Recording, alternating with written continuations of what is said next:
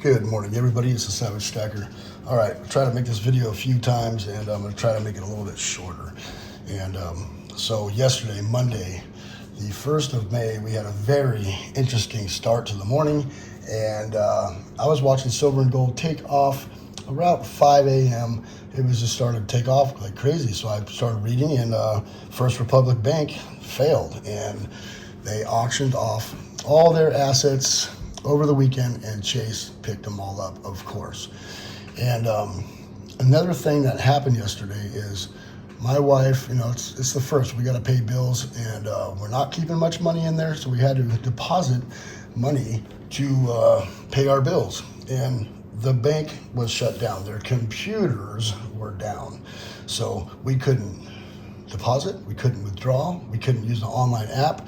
They said they can't even get in the computers themselves. And that is Bank of the West, and it's mostly out here on the West Coast. Just was picked up, I believe, by the Bank of Omaha a few months back. And the funny thing about that is we got a letter saying that they were being bought out, and nothing was going to change. Everything was going to be the same. If you have loans, you were going to pay the same people, and so on. But shortly after that, what happened is they stopped giving out loans for a short period of time. I'm sure they were trying to figure out their assets and everything that they had, going on before they loaned out money. But, banks, they don't make money unless they loan out money. So, that didn't last long, but they did stop for a while. And Bank of the West is on a West Coast bank. It's here in California. It's in, I believe, Oregon, Washington. I think there's a couple branches in Nevada and a couple in Arizona, but not many. And but they're bought out by a company that's not on the West Coast, and by a bank that's not on the West Coast. And it's funny to me how they shut down all activity yesterday. The tellers were like, we can't do anything, our computers are down. And First Republic Bank failing had other banks shutting down business enough to where they weren't doing any kind of business. So, and that happened the last time with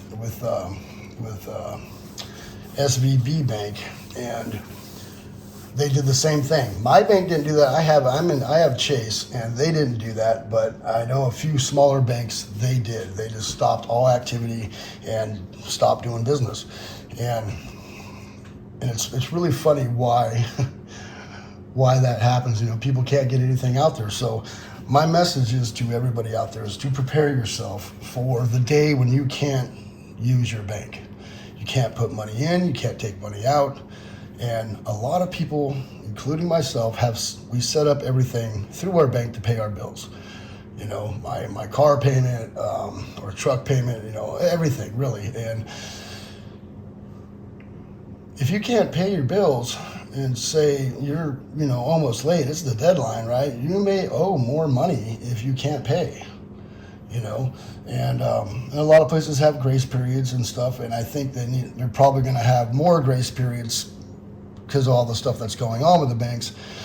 But, you don't want that day to happen where you go down to the bank, you can't use your card, you can't withdraw, you can't take nothing out, and you're like, what is going on, right? That day, I have a bad feeling is going to happen. Just yesterday, we couldn't pay our bills. We have to go back down and try it today because they couldn't accept the money. They couldn't put it in our bank account. We couldn't withdraw. We couldn't deposit. So it's probably just going to be for one day, but that is very odd that you just couldn't do any business with your bank at all. And even the online app, it wouldn't even come up. We're sorry, this app is down for maintenance. That's what it says. So just be careful, protect yourself. Property, gold, silver, whatever it is, antique cars, paintings, art, whatever it is that you invest in to save your assets is probably imperative right now. You're probably going to need to ramp it up a little bit more. And I've slowed down stacking this year. Life has kind of gotten weird. The job has gotten weird. The winters have been long, and it's a slow start back to the season. And there's a lot of companies out there penny pinching right now. I'm not back on the damn job because they're penny pinching. They went and rented a a water truck so they can put a laborer in it to spray around the job site a couple times a day. And I went and talked to him. My truck's still on that job site, and I said, "Hey, when are we coming back?" And he's like, "Well, I'm paying $2,200 for this rental, this bobtail water truck for a month, and you guys are $2,200 a day." So, they're penny pinching, and we're contracted out where they have that truck on that job for 4 years. So they're not supposed to do that, but they are. And so he's like, "Look, as soon as I get a chance to get you out here, I'm going to get you out here. I don't want to lose a laborer, a few times a day. I don't want to have to jump in the water truck myself. I'd rather have you here. You know what you're doing, you know the site, and you keep an eye on everything and let me know what's going on, because I get around the whole site." So it helps him out having me there. But, the project manager and,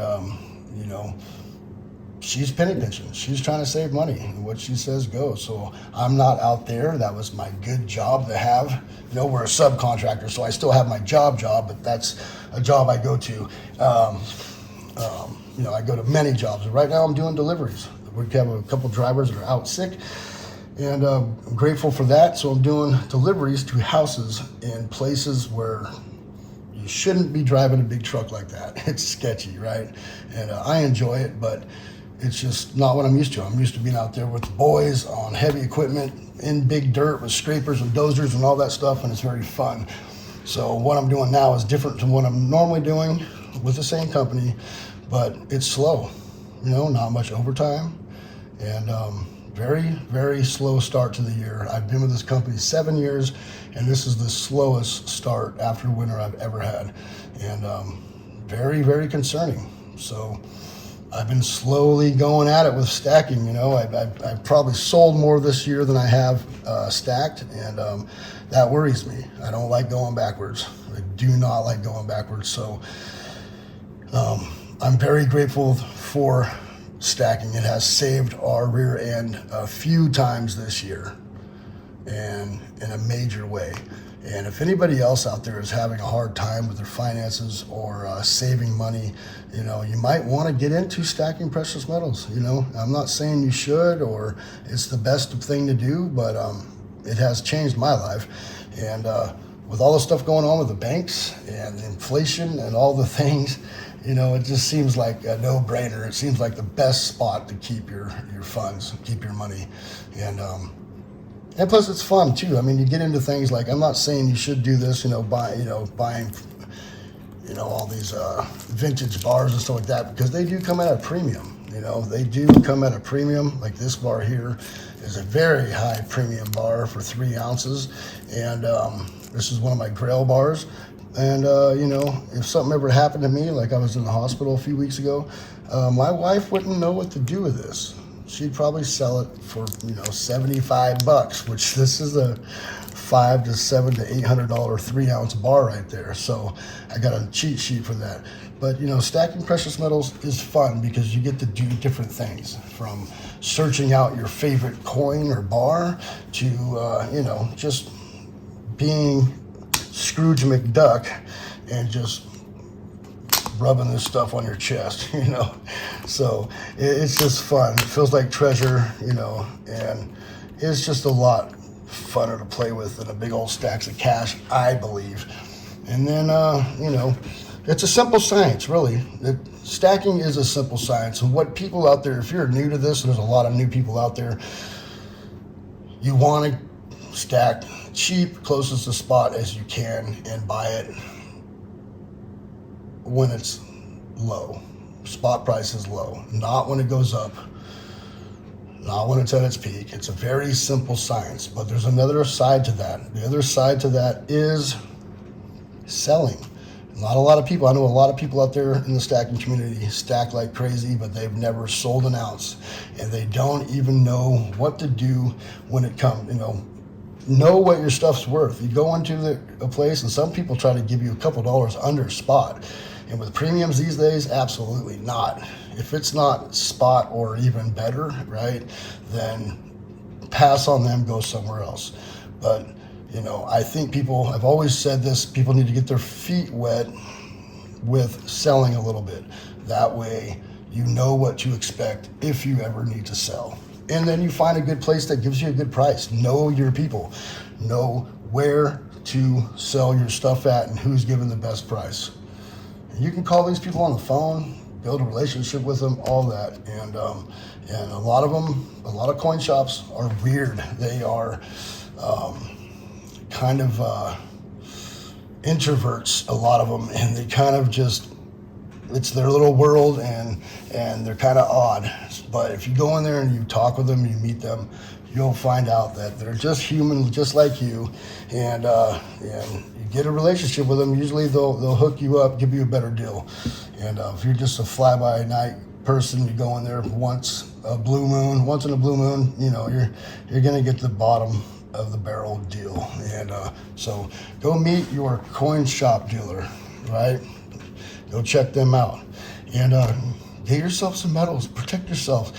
Whatever it is you do, buy property or whatever, pay off your debt, you know, that is an investment in itself right there. Paying off debt is an investment. And it gives you the power to tell people to, you know, kick rocks. You own your stuff. You're out of debt, you know. Nobody's holding anything over you. And it feels really good. It took me about 3 years to get out of debt. And one thing I know about a bad economy, it's easy to get back into debt. So you got to be careful with that too. Don't overdo it with your credit cards. You know, buy gas with your credit cards and pay it off. You know, you got to use your cards, but as long as you keep them under 30% usage, your credit score will take off. And if you have multiple cards that are over 30%, don't just pay one completely off. That does almost nothing for your credit. You might see a smidge of movement. What you want to do is take, instead if you're going to put $1,500 down on one card, put $500 down on each card. Bring them down under 30% and your credit will skyrocket. Trust me, I've tried all different things. It works. And when you go to buy houses and stuff like that, that's what they want to see, under 30% usage, but you still got to use them. If you got a card that's 10 grand and you haven't put anything, you paid it off and you haven't put anything on it in 2 years, it shows. It shows. And your credit score actually goes down. But get yourself out of debt. Get yourself out of debt. Get yourself some metals, some gold, some silver. I really love gold. A lot of silver stackers out there haven't really divvied into gold very deep. And this is, for one, the premiums are better. And for two, it's easier to store. And for three, it is a tier 1 asset. It's the deal. It's the real deal right here, right? I love gold. Now silver, I love silver too. It's just because I can buy all the different things. Like I searched out this thing for forever. I passed up on this bar years ago and wanted it really bad. I ended up getting this 5-ounce bar here from HD Dyna Lowrider. And you know, it's fun. You search out bars, you know, the hunt is the thing, you know. This is my Grail bar. A subscriber actually sold this to me and for a great price. And I can't even believe I have that in my stack. That's like the one. That's the Grail right there. And the next one is the one that says Deke on the back, and it's a little more rare. And I want to try to get that one next. That's the next thing I'm going to hunt. So silver's fun in that aspect because you can collect while you're stacking, but I don't overdo it. I let myself buy a little Scooby snack, and that's what I call it, you know, a couple pieces of vintage a year, and the rest of the time I'm hoarding as cheap as I can go.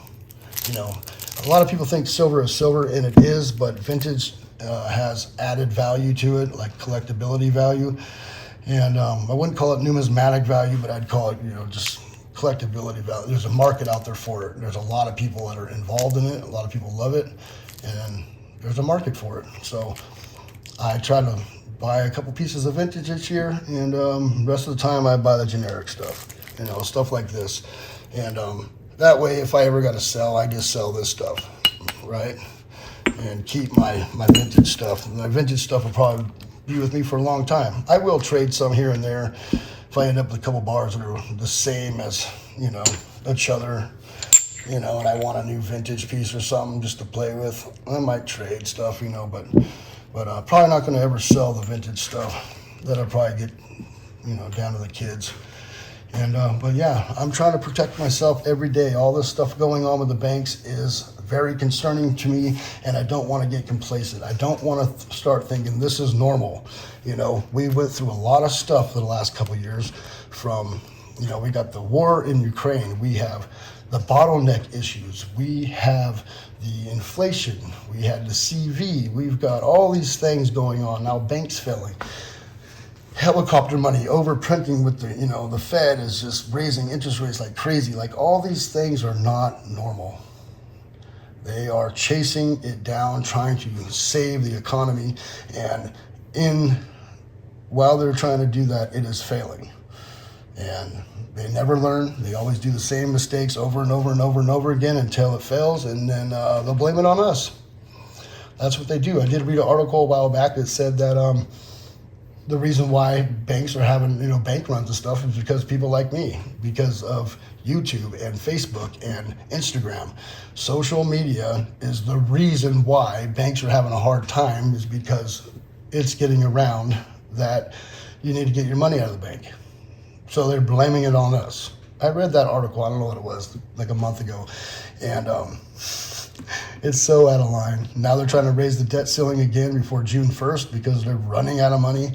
And we've been out of money. What, $32 trillion? Come on, we've been out of money. We're so far in debt.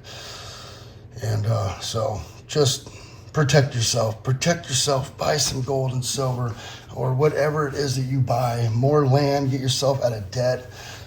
Protect yourself. Get yourself some food, water, some medical supplies, beans, rice, all the things, and protect yourself. Be prepared. Things could get rocky. The economy, when it goes bad, it just happens overnight. It's one day everything's good, next day you have no work. And your boss is going, sorry, there's no work out there. All contracts are void. We have no work. I apologize. I'll call you when things pick back up. And when that happens, for a month, 2 months, 3 months, 4 months, you're using your credit cards now, you're filing for unemployment, and that doesn't pay much. Max unemployment's $1,800 a month, $450 a week. When you're used to making $6-7 grand a month, that's nothing. And you got bills, 2 new cars, a house payment, all these things. That's $1,800 is not going to pay even your mortgage, So the day that you go to use your credit card and it doesn't work, even though you have money in the bank, could come. So protect yourself. Thank you, everybody, for coming by. It is a Savage Stacker. Remember to hit that bell icon so you get updated on my latest videos. Please rate, comment, and subscribe. Oh, if you made it this far, please go check out Roman Empire Metals and Mississippi Metals, TNT Stacker, and a list of other people that I'll have down in my my comment section or my About page. And yeah, go check them people out. Thank you very much. Savage Stacker out.